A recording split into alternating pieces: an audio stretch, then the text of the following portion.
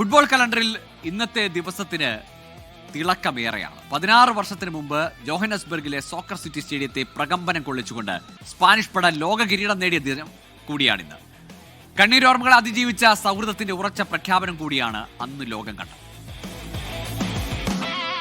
July 11, 2010 വികാരങ്ങൾ അണപൊട്ടിയൊഴുകിയ കാൽപന്ത് ലോകത്ത് 16 ആണ്ടുകൾക്ക് മുൻപ് പെയ്തു തോർന്ന സ്പാനിഷ് പേമാരിയിൽ വിശ്വം ജയിച്ച ആനന്ദത്തിനൊപ്പം ഉറ്റവനെ നഷ്ടപ്പെട്ടവരുടെ കണ്ണീരുമുണ്ടായിരുന്നു. ഡച്ച് പ്രതിരോധ കോട്ടകളെ തകർത്ത് ആന്ദ്രേ ഇനിയസ്റ്റ വലകുലുക്കിയപ്പോൾ അത് കേവലമൊരു ഗോൾ മാത്രമായിരുന്നില്ല, മരണത്തെ തോൽപ്പിച്ച സൗഹൃദത്തിന്റെ പ്രഖ്യാപനമായിരുന്നു. ഇനിയസ്റ്റ തന്റെ ജേഴ്സിക്കുള്ളിൽ ഒളിപ്പിച്ചുവെച്ചത് ഡാനി ഹാർക്വ എന്ന കണ്ണീരോർമ്മയായിരുന്നു. ഡാനി ഹാർക്വ എപ്പോഴും ഞങ്ങളോടൊപ്പം. മൈതാനത്തെ നിശബ്ദമാക്കിയ സമാനതകളില്ലാത്ത സമർപ്പണത്തിന് അന്ന് ലോകം സാക്ഷിയായി.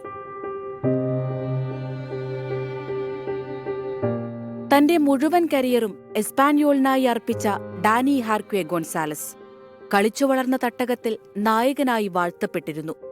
ലോകകപ്പിൽ സ്പാനിഷ് പ്രതിരോധത്തിന്റെ ഉരുക്കുകോട്ട കാക്കാനാകുമെന്ന് അയാൾ നനച്ചതാണ്.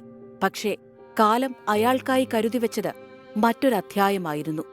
26-ാം വയസ്സിൽ കളിമുറ്റങ്ങളെ കണ്ണീരിലാഴ്ത്തി ഹൃദയാഘാതം മൂലം അയാൾ ലോകത്തോട് വിട പറഞ്ഞു.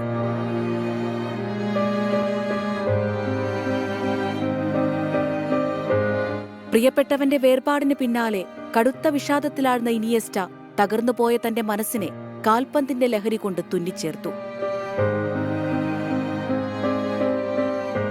ഒടുവിൽ ആദ്യ ലോക കിരീടം സ്പെയിൻ നേടിയതും ആ ചരിത്ര ഗോൾ നേടാൻ ഇനിയസ്റ്റയ്ക്ക് തന്നെയായതും കാലം കാത്തുവെച്ച മനോഹരമായ കാവ്യനീതിയായിരുന്നു. മൈതാനങ്ങൾക്കപ്പുറം, വിജയങ്ങൾക്കുമപ്പുറം ഹൃദയത്തോട് ചേർത്തുവെച്ച സൗഹൃദമാണ് ഫുട്ബോളിന്റെ ഏറ്റവും വലിയ സൗന്ദര്യം. ഇനിയസ്റ്റ അത് ലോകത്തെ ഓർമ്മപ്പെടുത്തി.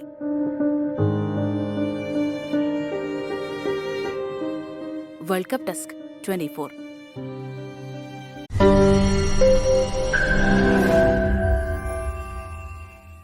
ലോകത്തെവിടെയായാലും ഏത് സമയത്തും 24 വാർത്തകളും ഓഗ്മെന്റഡ് റിയാലിറ്റി പാക്കേജുകളും എക്സ്പ്ലെയിനറുകളും വിശദമായി കാണാൻ ഞങ്ങളുടെ യൂട്യൂബ് ചാനൽ നിങ്ങൾക്ക് സബ്സ്ക്രൈബ് ചെയ്യാം.